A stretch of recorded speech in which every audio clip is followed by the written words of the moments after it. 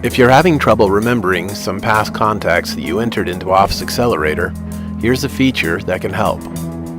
From the File menu, select CRM Options, Customize Search Criteria.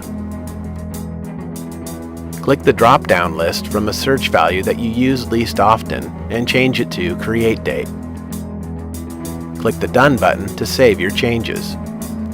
Next, confirm that the Search in Folder setting is set to All Contacts. This will ensure that Office Accelerator searches across your entire database. In the new Create Date search field, enter the date range that you recall entering the contacts that you're looking for, using the following format.